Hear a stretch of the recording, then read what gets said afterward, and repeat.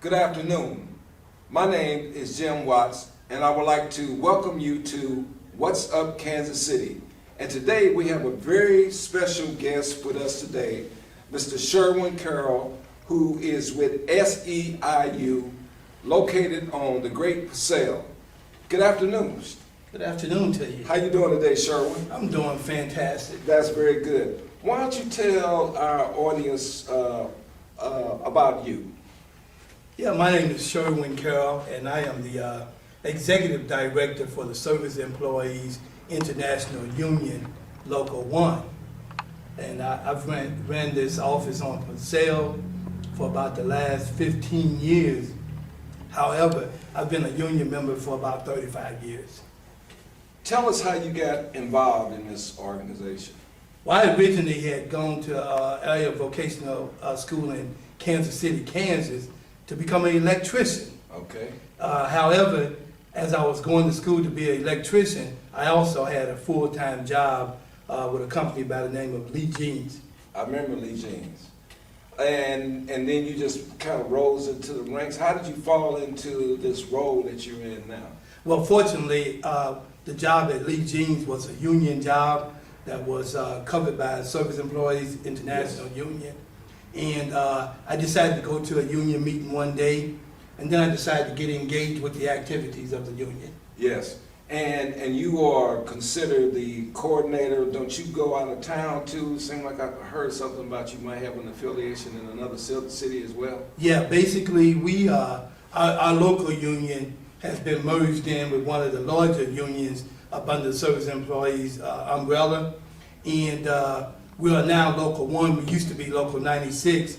And so now we are in 11 cities, 7 different states. What are some of those cities and states? Right now we're in Kansas City, we're in St. Louis, we are in Chicago, we're in Milwaukee, we're in Cleveland, we're in Detroit, we're in Columbus, Ohio, we're in Cleveland, and we basically, we covered them out pretty good. In your opinion, what is one of the cities that you named that you really enjoy?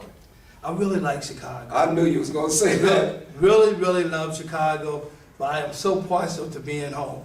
Yeah, my business partner in the business that I am, he's from Chicago, but he lives in Atlanta now. But I went to school in Lincoln in Jeff City, and it seemed like I ran with a lot of those guys from Chicago. Tell me about some of the roles that this organization plays with its members. Yeah, basically what we do, we represent low-wage earners, and we've done a fairly good job over the last 20, 25 years of being able to go out and negotiate decent benefits and wages for our membership. And how many members do you have out of this office here, or do you know? Out of this office, we have about 2,500 members. Within the 11 cities, we have 55,000. You know, I was just sitting here laughing. There was a guy who I think was part of this union one time. I think he's gone on to glory now. I think his name was like Booker. I can't think of his last name, but he was a good member here, and he fought out there. He was you had to deal with him. I can't think of his name right now, but he was a part of this organization. Tell us, what do you stand for? What does this organization stand for? Meaning, we know how important it is for the low-wage earners and how serious it is for them to keep a job and have an umbrella over them to protect them so that they can keep working. Tell me what you stand for, what you stand for and what this organization stands for. We stand for social and economic justice. And the biggest part of our union is, our union was built on what we call flat janitors in Chicago. Okay. And these flat janitors lived in the apartment buildings in Chicago, and they were charged with cleaning the apartment buildings, and they were also charged with feeding the boilers with the coal at, during the day and at night during the wintertime. Yes. And these janitors were unjustly treated, by the apartment owners and the apartment building managers. And so these janitors decided to organize in order to get some dignity and respect. And that's what our union stands for today. Okay, now, we know we know that family is very important in our society and for stability. And I don't always say that family is husband and wife, but there's a thing about family. I read something in your bio that the number just stuck out to me. You've been married for how long? I've been married for 38 years to the same wife, and I've got 3 kids and 10 grandkids. That's very good. Now, in your role as being the guy here, do you think that family cohesiveness has had a lot to do with you to be sensitive to the people that you serve? Oh, absolutely, absolutely. My wife has been very supportive of the work I do. Also, I come from a family of 10 other brothers and sisters. There's 11 of us, 13 people in the family. My dad was a strong union man, worked at the old Lee General Motors plant. My brothers and my sisters are in the union. And we've learned some real values by belonging to unions and making sure that we instill that within our own family and our kids. Okay, and I imagine that would make you very compassionate and passionate about what you do by knowing how important family is and trying to support your members so that they can feed their families. Oh, absolutely. I take a lot of pride and a lot of joy at the end of the day if I know that I've had the opportunity to at least help someone before I go home. I spend a great amount of time trying to educate our members and to make sure that our members understand their opportunities that they have, and they can reach out and they can grab, those opportunities and not rely on just themselves to try to make it, through this everyday struggle. Mm-hmm. Yeah, I like that. Because I think family is very important. I think right now jobs are so crucial. And it sounds like they got the right man on point guard to facilitate those opportunities for them and to secure them as well. How does politics play into this? Oh boy, we're getting into the hot year right now. It's going to get ready to get a little warm around here. You had to go there, didn't you? Yeah, I did. But let me say that politics is a big part. This is not NBC or ABC, so you don't have to worry about that. Okay. Thank God.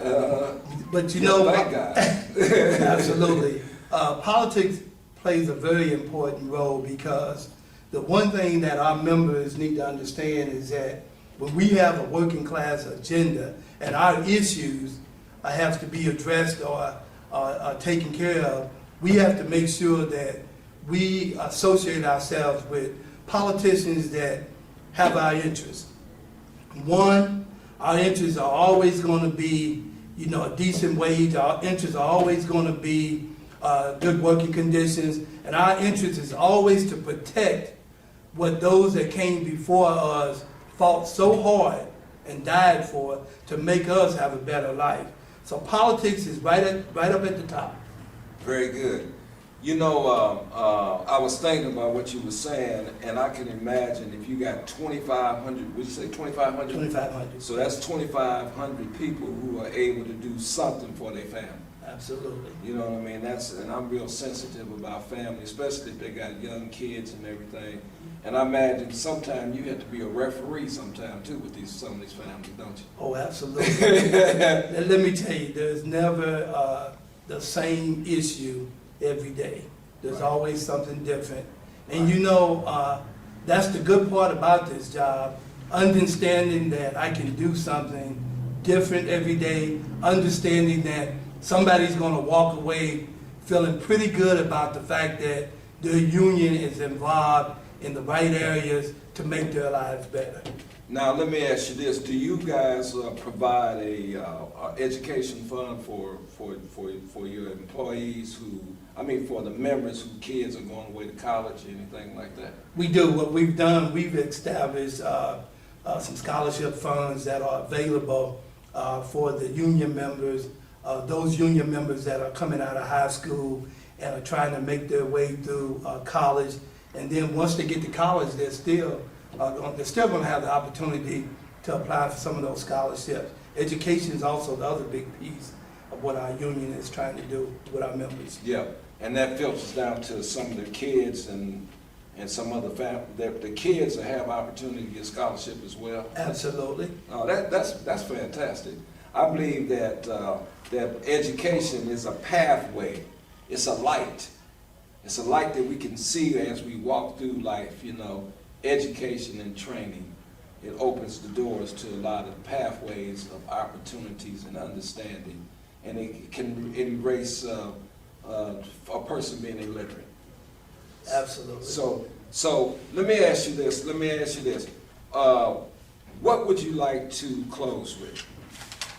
Well, you know what? I've been doing this for almost 30 years now, and I've seen a whole lot of changes over the years. And the one thing that I can take away from this is that, you know, we as unions have adapted in some areas that we need to go back to.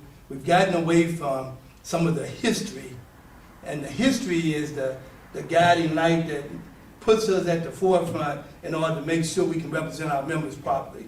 I would like to see a day when we go back to some of the history, do the education piece with the members. We got away from that a little bit. That's right. And now we need to get back, because we adopted some philosophy that says politics drives organizing. Well, I happen to think that organizing drives politics. And the reason I believe that is because you have to organize people in order to get them politically active.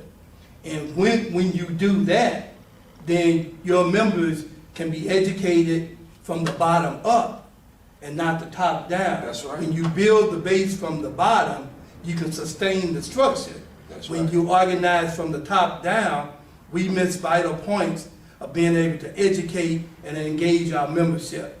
So at some point, I would love to see our unions as a whole get back to what we call grassroots organizing and start organizing from the bottom again. That's right. That's where the true education piece is. That's right. So that's what I would like to see. You know, after all said and done, we need more young, educated people, such as State Representative Brandon Ellington. Those guys are going to make the difference of tomorrow. The history shows us that if we don't step aside at some point and educate our young people, That's right. we're going to be lost. That's right. I want to leave you with that.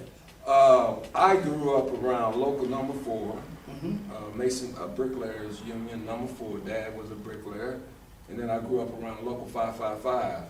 And as a kid, I had a chance to meet Paul Bastine, and Paul Bastine they treated him like a king.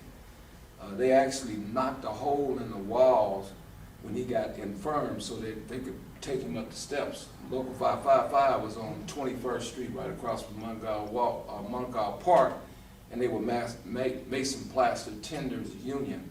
So I had a chance to see some of that history myself, and at some point in time, maybe you and I can visit about some of those more memorable days that I had being around the union. Ladies and gentlemen, several months ago, I found out about a product called Visalis.